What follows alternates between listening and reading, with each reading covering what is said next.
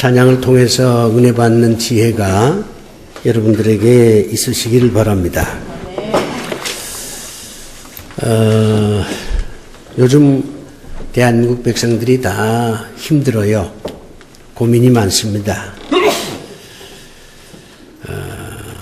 그런데 가장 고민이 많은 사람은 대통령이 아니겠나 그런 생각을 해봐요. 제가 이제 일본에 다녀왔습니다마는 일본 사람들이 굉장히 한국 사람을 싫어해요.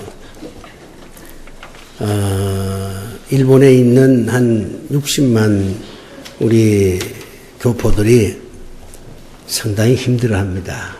장사를 해도 되질 않아요. 일본 사람들이 우리나라 상점에 와서 뭘 좀 사줘야 되는데 밉다고 사주질 않아요. 자꾸 우경화되지요. 그렇다고 뭐 싸울 수도 없고 이 한일 관계가 빨리 회복이 돼야 될 텐데 이게 쉽지가 않아. 이북도 그렇고 경기도 좀 좋아진다고 하지만 워낙 변수가 많아서 장담할 수가 없어요. 거기다가 또 소통을 잘 못한다고 불통 대통령이라고 그렇게 이제 비판을 하거든요.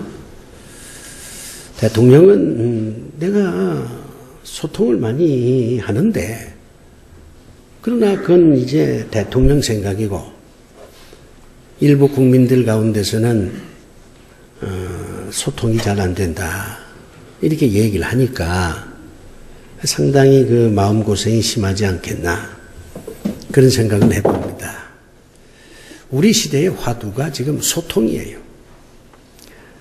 이거는 뭐 대통령과 국민의 어떤 소통 문제를 넘어서 현대인들은 소통을 하려고 하질 않습니다. 여당 야당 보세요. 이게 소통이 됩니까? 안 돼요.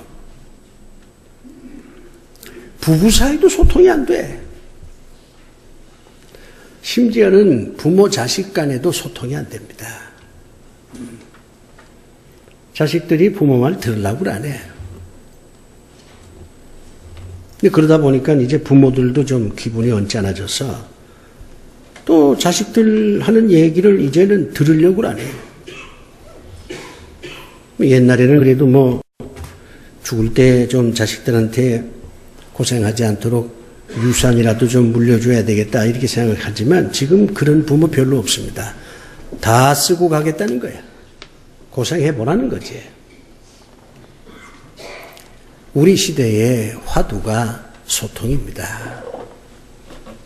우리는 소통한다고 하지만 소통을 제대로 못하고 있습니다.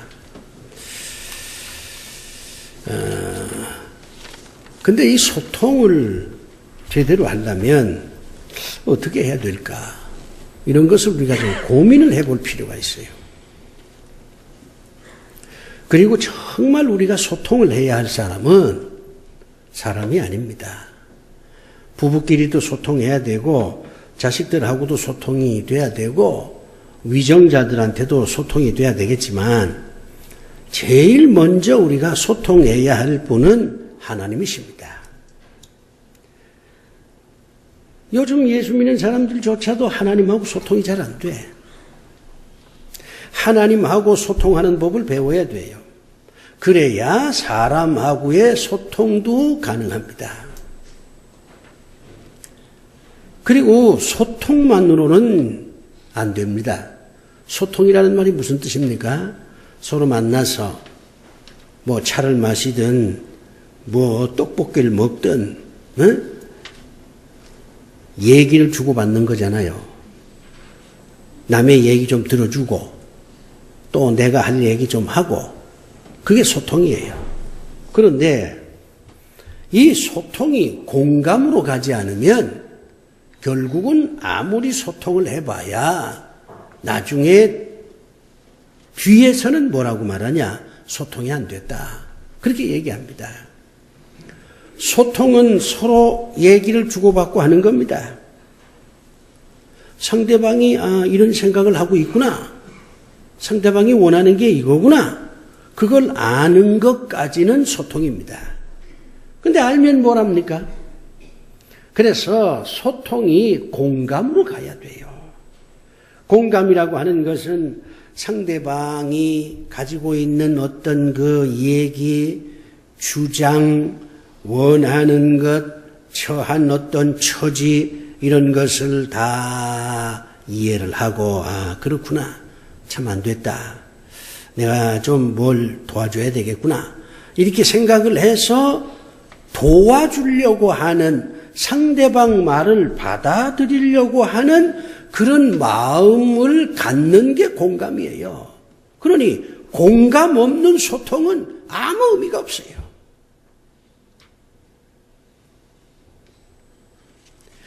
그래서 우리는 소통에서 한 걸음 더 나아가서 공감할 수 있어야 됩니다. 하나님과의 소통도 마찬가지예요. 우리가 설교를 듣고 성경 말씀을 읽으면서 하나님은 이걸 원하시는구나. 하나님은 이런 분이구나. 그런 걸 아무리 알면 뭐합니까? 하나님이 하고자 하는 일에 대해서 공감을 해야지. 하나님께서 하나님의 자녀들한테 동쪽으로 가야 된다. 그렇게 말씀을 하면 하나님이 원하는 건 동쪽이네. 그거는 소통이지 공감이 아니잖아요. 공감하려면 어떻게 해야 됩니까? 하나님께서 동쪽으로 가려고 하는구나. 나도 동쪽으로 가야 되겠네. 하나님께서 동쪽으로 가라는 이유는 이런 이유 때문이구나. 나도 그렇게 생각을 해. 나도 하나님하고 같은 생각이야. 그러니 하나님이 명령한 대로 나는 동쪽으로 가겠어. 이렇게 느끼고 그리고 난 다음에 행동해야지요. 소통과 공감을 넘어서 행동해야 되는 겁니다. 그런데 오늘 현대인들이 이걸 잘 못해요. 가장 난감한 거는 아예 말도 안 하려고 하는 거야. 뭐 말해봐야 소용없다 이거지. 말해봐야 싸움만 벌어지고 심지어는 말을 해서 문제가 더 커져요. 문제가 더 커져. 그러니까 하나님께서도 문제가 더 커질 것 같으면 아예 만나지도 말고 얘기도 하지 마라. 입술에 파수꾼을 세우라. 그렇게 말씀하는 거예요. 그런데 정말 우리가 대화를 해야 된다면 만나야지. 그리고 상대방의 얘기를 들어야지. 그리고 내가 할 얘기도 해야지. 그리고 난 다음에 서로 같이 느끼는 거예요.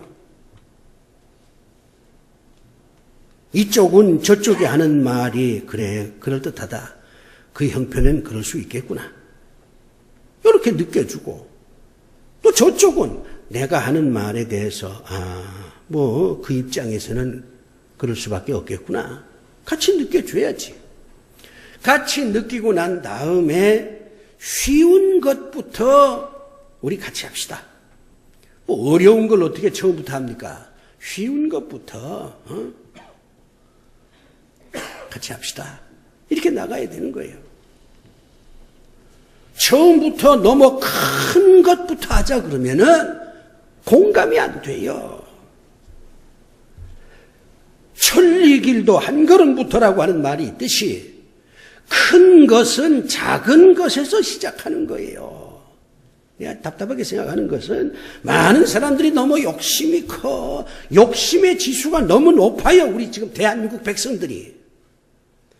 찬찬히 차근차근 단계적으로 작은 것에서부터 큰 것으로 나가는 그런 인내심과 시간을 좀 기다리는 지혜가 필요한데 처음부터 큰 걸 요구하고 처음부터 큰 것을 주려고 하다 보니까 이게 소통 자체가 안 되는 겁니다.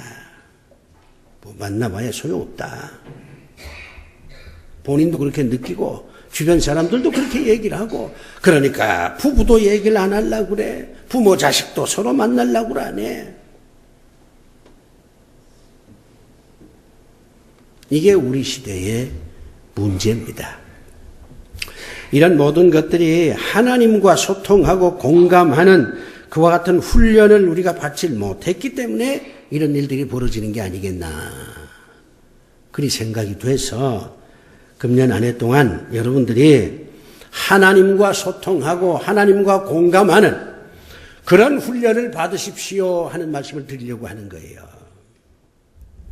하나님과 소통하지 못하면, 하나님과 공감하지 못하면, 하나님과 더불어 함께 행동하지 못하면 다른 그 누구하고도 소통도 공감도 행동도 하기가 어렵습니다.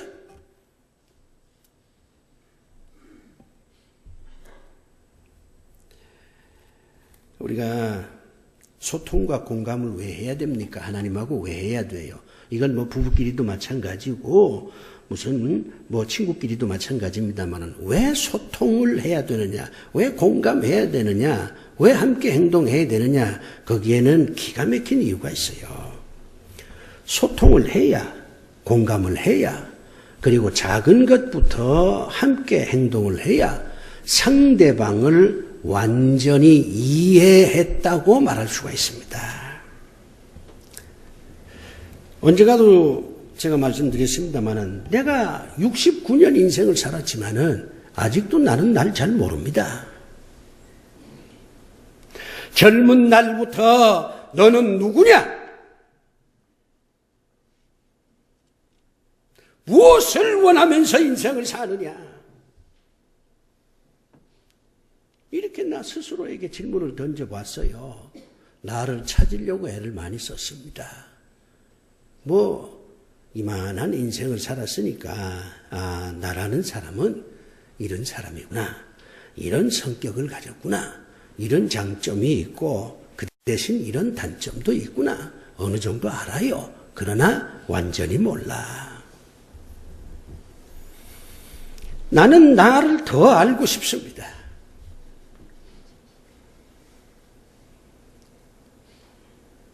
내가 나를 더 알아야 나를 만드신 하나님을 더 알 수 있다고 나는 생각하기 때문이에요. 마찬가지로 내 주변에 있는 사람들의 정체를 좀 알고 싶어요. 내 옆에서 나와 더불어 차를 마시고 나와 더불어 같이 여행도 하고 나와 더불어 같이 일을 하는 수많은 사람들, 그들이 어떤 사람인지 어떤 정체를 가지고 내 옆에 있는지 알고 싶어요. 당연한 욕구잖아요. 나는 내 아들도 알고 싶습니다. 내 아들이지만 나는 아직 잘 몰라요. 그러려면 어떻게 해야 되느냐? 상호 이해를 하려면 어떻게 해야 되느냐? 소통하고 공감하고 그리고 작은 일이지만 함께 해야 돼요. 그러면 저 사람은 이런 사람이구나. 나는 이런 사람이었구나. 서로 상호 이해가 보다 더 깊이 할 수가 있습니다. 나는 여러분에게 말을 겁니다. 식사했습니까? 커피 마셨어요? 요즘 어때요? 왜 말을 겁니까? 그 사람과 소통해서 나를 전해주고 싶을 뿐만 아니라 그 사람을 이해하고 싶은 거예요. 우리가 하나님과 왜 소통해야 되고 왜 하나님과 공감해야 되고 왜 하나님과 아주 작은 일이지만은 함께 행동을 해야 됩니까? 하나님을 더 알기 위해서. 하나님과 소통하면 하나님을 더 알 수 있어요. 하나님과 공감하면 하나님을 더 알 수 있어요. 하나님과 더불어 함께 아주 작은 일이라도 행동을 같이 하면 하나님을 더 알 수가 있습니다. 두 번째, 왜 소통과 공감과 행동을 해야 되느냐? 그렇게 하면 서로 친해집니다. 훨씬 가까워져요. 커피를 1000잔을 같이 마셔도 서로 대화하지 않으면 가까워질 수 없습니다. 단 한 번 커피를 마신다고 하더라도 대화를 통해서 소통하고 공감하는 게 있고 작은 거라도 같이 행동을 하면 훨씬 친해져요. 사람과 사람은 서로 친밀해야 됩니다. 우리가 원수가 아니잖아요. 마찬가지로 우리가 하나님과 소통하고 하나님과 공감하고 하나님 말씀에 대해서 우리가 순종하면서 살면 하나님하고 굉장히 가까워지는 것입니다.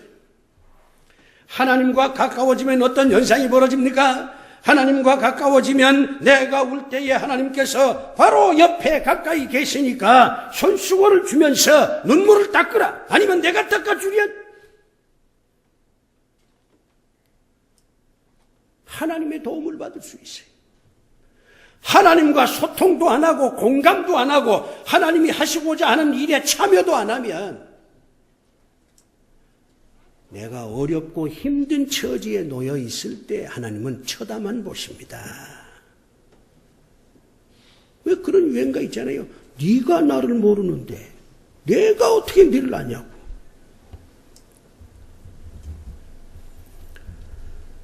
아무나 하나님의 축복을 받는 거 아닙니다. 아무나 하나님의 도움을 받을 수 있는 게 결코 아니에요. 하나님하고 친해야 됩니다. 친하면 가능합니다. 친하면 도와줍니다. 내가 친한 친구한테 내가 어려우니까 나한테 5천만 원 빌려달라. 그러면 그가 5천만 원 빌려주지. 나하고 친하지도 않는데 5천만 원 빌려달라. 빌려줍니까? 5만 원도 안 빌려줘요. 인생을 사는데 가장 중요한 게 무엇입니까? 하나님하고 가까워지는 것입니다. 여러분이 하나님하고 친하게 지내면요, 하나님이 여러분 다 도와주세요. 할렐루야. 아멘. 소통과 공감과 동행, 같이 행동한다 이거죠? 그러면 하나님하고 아주 친해집니다. 좋은 일이지요. 세 번째는요, 소통과 공감과 동행을 하면 서로 만족해 합니다. 서로 행복해요. 서로 기뻐요. 나만 행복하다, 죄악이에요. 주변에 불행한 사람들이 통곡을 하는데 나 혼자 행복하다 이렇게 외치는 거, 이건 죄악이라니까. 그건 미친 사람이에요.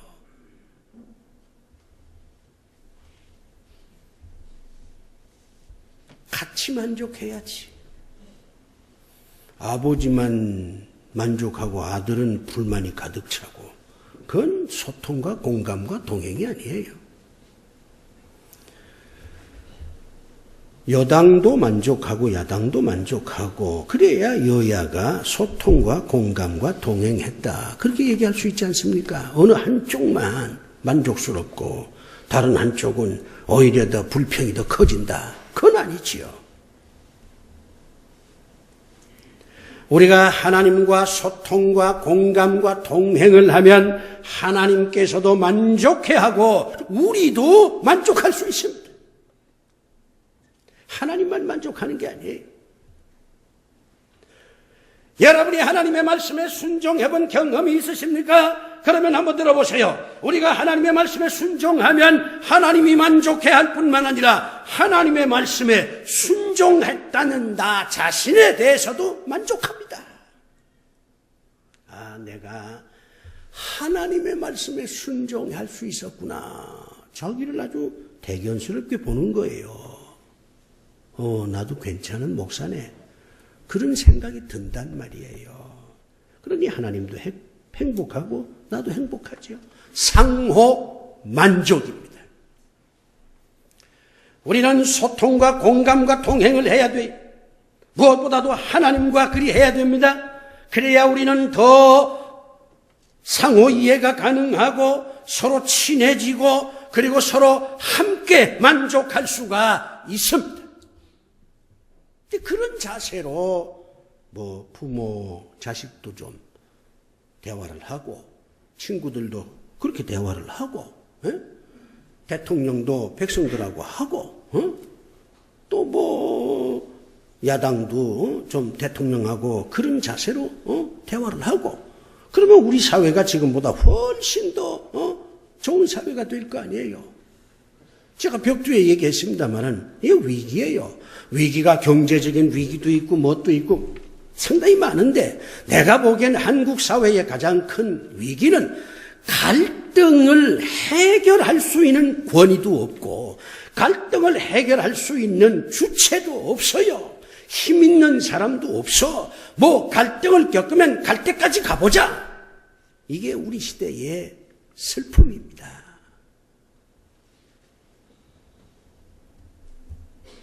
이러니까 위기만 자꾸 주어지지. 교회도 그렇더라고. 교회도 그래. 한 번 갈등이 생겼다면 해결이 안 돼.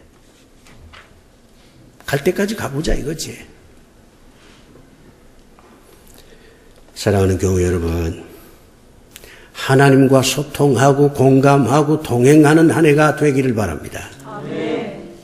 그러면 마지막으로 우리가 생각해야 될 게 있습니다. 어떻게 해야 되느냐? 어떻게 해야 되느냐? 어떻게 하면 소통과 공감과 동행이 가능하겠냐? 기술적인 문제를 우리가 한번 생각해 볼 필요가 있어요. 오늘 이 본문은 바로 그 기술적인 지혜를 우리에게 하나님께서 가르쳐주는 본문입니다. 이 본문을 근거로 해서 볼 때에 첫째가 경청입니다. 소통과 공감과 동행, 이 첫 번째 기술적 지혜가 뭐냐면 서로 들어주는 거예요. 서로 자기 말만 하려고 하면 안 됩니다. 우리가 하나님과 소통하려면 어떻게 됩니까? 하나님께서 말씀을 하시면 우리가 잘 듣고 아멘 하는 것입니다. 오늘 본문이 그러잖아요. 상대방의 얘기를 경청할 수 있는 지혜가 필요합니다. 말 많은 사람하고는 참 소통이 어려워요. 무슨 얘기를 하면 자기 말만 다 하니까. 나도 할 얘기가 있는데 할 수가 없어. 자기 혼자만 다 얘기하니까 기분도 나쁘고 자기 얘기만 다 하니까 이 사람은 이건 대화가 안 되겠구나 이렇게 생각을 해버리니까 말할 기분도 안 나. 그리고 그냥 자기 얘기만 하는데 1시간이 다 가서 그 다음 일정이 빡빡하게 짜여 있으니까 말할 시간도 없어요. 알았다고. 그걸로 끝이요. 알긴 뭘 알아요? 당신은 아니야. 그런 얘기를 알았다는 말로 표현을 하는 겁니다. 그러니까 여러분이 들으셔야 합니다. 하나님하고 소통하려면 설교 말씀에 경청을 해야 됩니다. 내가 이 단에 서서 내 얘기를 하는 게 아니잖아요. 하나님의 말씀을 전하니까 여러분이 귀를 열어서 오늘 하나님께서 나에게 무슨 말씀을 하시는가 들어야지. 바울은 말합니다. 믿음을 어떻게 키우느냐? 믿음을 키우는 방법은 하나님의 말씀을 들음에서 난다고. 이건 비단 설교뿐만 아닙니다. 남편이 얘기를 하면 경청을 해야 돼요. 내일 이혼할 남편이라도 들어야 돼. 부인이 얘기하면 우리 남편 되는 여러분도 들어야 합니다. 지금 말이지 무슨 얘기를 하려고 그러는 거야. 집에서는 내가 왕이지. 그러지 말고. 왕은 없어요. 왕 다 죽었어요. 그러니까 부인이 얘기하면 남편이 왕이라고 착각하지 말고 들어야 된다니까. 아들이 무슨 얘기를 하면 부모님이 들어야 됩니다. 요즘 젊은 사람들이 어떤 생각을 가지고 있는지도 알아야 되고 아들이 어떤 문제를 가지고 고민하는지를 알아야 될 거 아닙니까? 들어야 돼. 우리 젊은이들 부모님이 얘기하면 들어야 돼요. 부모님이 여러분보다 공부는 못했어. 부모님들이 공부할 수가 있었나? 그때 가난한 시절이었어. 어? 라면 하나 먹을 때도 울면서 먹었던 시절이야. 그러니 자식들 키우느라고 공부할 시간이 있었나? 그러니 부모가 무식해. 그렇지만 부모는 그 대신 인생에 대한 지혜를 많이 배운 분들이요. 세상은 지식으로만 사는 게 아니야. 지혜로 살아야지. 그러니 늙은 아버지, 무식한 아버지지만 아들한테 내 얘기를 좀 들어보라 그러면 제가 아버지 말씀을 듣겠습니다. 다 말씀하십시오. 그래야 이게 아버지하고 소통이 되지. 뭐 아버지 무식하다고 말이지. 들으려고도 안 하면 어떻게 부모 자식 간의 소통이 가능해요? 경청입니다. 두 번째는 생각이에요. 다 듣고 난 다음에 또는 들으면서 생각을 많이 해야 됩니다. 왜 저분이 저런 말을 하고 있을까? 왜 나한테 이분이 이런 얘기를 하는 걸까? 왜 아버지가 나한테 이런 얘기를 하는 걸까? 왜 회사의 사장이 나한테 이런 얘기를 하는 걸까? 왜 목사가 나한테 이런 얘기를 하는 걸까? 들으면서 생각을 해야 돼요. 생각 없이 듣는 거는 듣는 것도 아니지만 그건 상대에 대한 모독입니다. 상대가 지금 열심으로 얘기를 하는데 겉으로는 듣는 척하면서 속으로 딴 생각한다. 그건 죄악이에요. 그건 기만이야. 상대방이 무슨 얘기를 하면 속으로는 너 틀렸어. 네가 얘기한 건 말이야. 그건 아니야. 그거는 예의가 아니에요. 일단 상대 입장에서 왜 저분이 나한테 이런 얘기를 하는가 생각을 깊이 해야 됩니다. 깊이 하되 긍정적으로 해야 돼요. 날 무슨 함정에 빠뜨리기 위해서 저런 얘기를 하는 걸 것이다. 나를 아주 못살게 굴기 위해서 저런 얘기를 하는 걸 것이다. 이렇게 선입관을 갖지 말고 다 나를 위해서 하는 얘기구나. 그 얘기는 다 나 잘 되라고 하는 얘기구나. 이렇게 긍정적으로 해석을 해야 돼요. 긍정적으로 생각을 해야 돼. 그래야 소통이 가능하지. 얘기를 들으면서 속으로는 나를 아주 그냥 물먹이려고 하는 것이다. 이러면 귀는 열렸지만 마음은 닫혀 있는 것입니다. 그러면 안 됩니다. 여호와 하나님께서 여러분에게 말씀하십니다. 예배를 드려라, 기도하라, 이웃을 사랑하라, 가지고 있는 것을 주라, 나누라. 그렇게 얘기하면 다 나를 위해서 그런 말씀을 하는 것이다. 이렇게 하나님의 말씀을 긍정적으로 해석을 해서 하나님의 뜻이 그런 것이로구나. 이래야지. 하나님께서 주라 그러면 난 어떻게 해요? 난 어떻게 해요?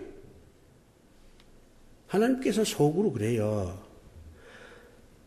주면 말이야, 네가 남한테 짜장면 한 그릇이라도 사주면 내가 너한테 짜장면 10그릇 값을 줄게. 그런 뜻으로 하나님께서 주라고 말씀하시는 거예요. 여러분이 가지고 있는 돈을 뺏어가기 위해서, 여러분에게 손해를 끼치기 위해서 하나님께서 주라, 용서하라, 감사하라 그렇게 말하는 게 아니에요. 여러분을 위해서 주면 더 많이 내가 줄게. 응? 네가 남을 용서하면 나도 네 죄를 용서해 줄게. 응? 네가 감사하면 너 마음이 아주 행복해질 거야. 우리가 하나님의 그 모든 말씀을 긍정적으로 해석을 해야지. 살아보면 압니다. 아직은 여러분의 인생이 끝나지 않았어요. 이제 여러분이 살아보면 내가 정말 하나님의 말씀대로 살지 못해서 이렇게 말년이 어렵구나. 내가 그 시절 그때에 하나님께서 주라 할 때 줄 것을, 용서하라고 할 때 용서할 것을 그때 내가 감사했으면 얼마나 좋았겠느냐. 그런 후회를 여러분이 반드시 할 것입니다. 생각을 깊이 하고 다 나를 위해서 하는 얘기다. 그렇게 생각을 해야 돼요. 세 번째 단계는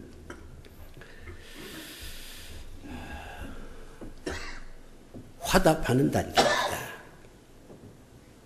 경청하지요? 긍정적으로 이제 해석을 하지요? 그러고 난 다음에 화답을 해야지. 예를 들어서 이런 겁니다. 알았습니다. 저도 그 말씀에 동의합니다. 저도 그렇게 한번 해보겠습니다. 화답이 가야지. 듣기도 하고 그 다음에 깊이 생각해서 나를 위해서 저렇게 하는 얘기다 하는 걸 알면서도 화답하지 않으면 거기서 끝나는 거예요. 오늘 성경을 보세요. 아멘이라고 이스라엘 백성들이 화답을 합니다. 여호와 하나님께서 말씀하시기를 부모를 경홀히 여기는 자는 저주를 받을 것이라. 하나님께서 그렇게 말씀하잖아요. 그러니까 이스라엘 백성들이 아멘! 맞습니다. 동의합니다. 그래서 저는 부모를 공경하겠습니다. 부모를 경홀히 여기지 않겠습니다. 이게 화답이잖아요.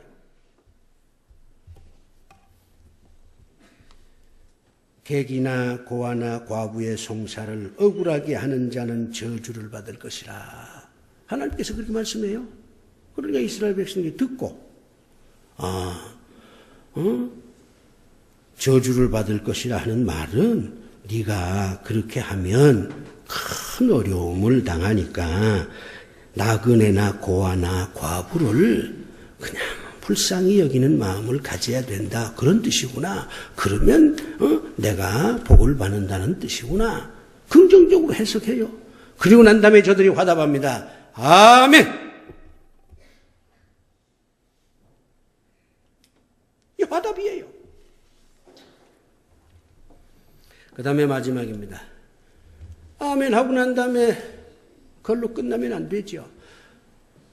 예, 그렇게 하겠습니다. 나도 동의합니다. 그거 참 좋겠네요. 화답했잖아요. 그러면 실천을 해야지. 화답해놓고 그 다음에 행동으로 뒷받침을 안 하면 그건 그야말로 위선이에요. 더 설명하지 않겠습니다.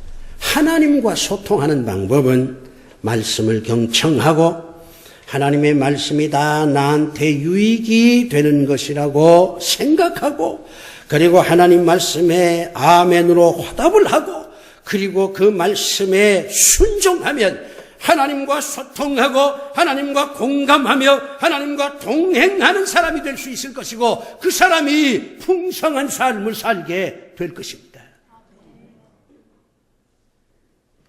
지난번에 우리 권사수련회 하는데 우리 교회가 어떤 장점이 있느냐 그랬더니 이러이러한 장점이 있다고 그래요. 어떤 단점이 있냐, 고쳐야 될 게 뭐 있냐 그랬더니 몇 가지가 나왔어요. 그 가운데 하나는 우리 부활교회 교인들은 착하긴 해도 마음이 따뜻하지 못한 것 같다. 그래서 체온을 재본 것도 아닐 텐데 그게 무슨 뜻이냐 그러니까 교인들끼리 서로 인사를 잘 안 한다는 거예요. 일단 부활교회에 딱 들어오면 다 부활교회 교인이라는 걸 우리가 알지 않습니까? 그런데 서로 인사를 안 한다는 거예요. 그러니 착하긴 한데 마음들이 찬 거 아니냐 그런 얘기가 나왔어요. 나는 수긍을 합니다. 그러니 앞으로 여러분 만나면 좀 인사하세요. 우리가 원수요? 연습을 한번 해보겠어요. 옆에 사람하고 안녕하세요.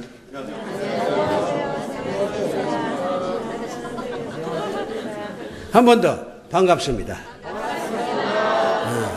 이게 우린 또 연습은 잘해. 연습은 잘하고 끝나면 또 이게 고쳐야 된다고 그래요. 예, 아, 맞다. 어떤 분이 저한테 그런 걸 지적을 해요. 남자분인데.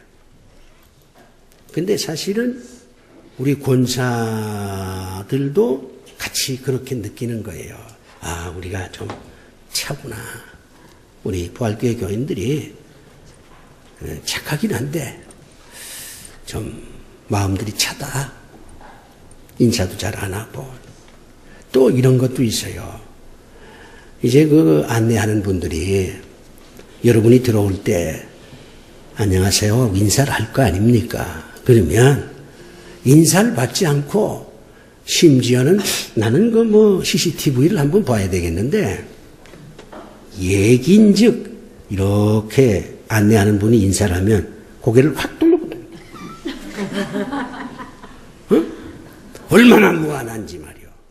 근데 또 이상하게도 예배 끝나고 나갈 때는 또 웃으면서 인사를 한다는 거예요. 내 속으로 해석하기는 난 항상 긍정적으로 하니까 그때 고개를 확 돌린 거는 목 운동을 하려고 그랬을 것이다. 나갈 때 웃는 것은 은혜 받아서 그런 것일 것이다. 이렇게 이제 좋게 해석을 하는데 사실은 민망하잖아요. 인사하는 사람이 민망해요. 여러분 목 운동은 집에서 하세요. 성전에서 하면 안 돼. 또 하나 우리가 고쳐야 될 게 뭐 있냐. 우리 부활교회 교인들은 차서 그런지는 몰라도 참 차다는 게 문제예요. 예배 시간에 아멘을 잘 안 한다는 거야. 아멘을 제일 잘하는 데를 선정하라 그러니까 1등이 셀라 찬양대, 2등이 솔라피대. 이 자리가 은혜로운 자리인가 봐. 근데 교인들은 별로 아멘을 잘 안 한다는 거예요. 그러니까 한쪽에서 속으로 아멘하면 됐지. 꼭 굳이 그냥 소리를 내야 되느냐 이런 반론도 있고 시시때때로 아멘하면은 설교의 리듬이 깨져서 그 무슨 얘기인지 모를 수도 있지 않냐. 그러니까 아멘 안 한다고 해서 반드시 그게 나쁜 건 아니다. 뭐 그런 반론도 나왔어요. 그래서 제가 정리를 이렇게 했어요. 내 경우를 예로 든다면 아멘 너무 안 하니까 좀 속으로 섭섭하더라. 너무 해도 문제지만 너무 안 하니까 야, 이건 내가 뭐 설교를 제대로 못하는 건가. 그런 자책감도 들더라. 그러니까 그저 적당할 때에 적당하게 아멘 하는 것이 좋겠다. 그랬더니 이제 권사님들이, 그럼 우리 권사님들도 먼저 솔선수범 하겠다 그러더라고. 뭐 제대로 하는지 안 하는지 CCTV를 좀 장치를 해가지고서 좀 봐야 될 것 같아요. 아멘이 필요합니다. 왜? 화답이니까. 하나님께서 말씀하면 우리가 화답을 해야 되잖아요. 그 화답이 아멘이에요. 아멘이 무슨 뜻입니까? 저도 그렇게 생각합니다. 저도 그렇게 하겠습니다. 하나님의 말씀이 옳습니다. 이걸 화답하는 게 아멘이에요. 그러니까 여기 나와 있잖아요. 아멘 할지니라. 하나님 말씀에 화답하셔야 됩니다. 그래야 하나님과 소통도 가능하고 공감도 동행도 가능합니다. 결론을 이렇게 내립시다. 우리 시대에 소통과 공감과 동행이 잘 안 되는 그런 그 시대지만 우리가 하나님과 소통하고 공감하고 동행하면 그 능력으로 부부끼리, 자식과 친구, 이웃, 교인들끼리 소통과 공감과 동행을 잘하는 지혜로운 분들이 될 줄로 믿습니다. 정말 잘하네. 기도합시다. 아버지 하나님, 저들이 화답을 했습니다. 무엇보다도 하나님, 우리 아버지 되시는 분과 소통과 공감과 동행을 해서 착하고 따뜻한 사람이 되어서 이웃과도 소통과 공감과 동행을 하는 지혜로운 하나님의 자녀들이 되게 하여 주시옵소서.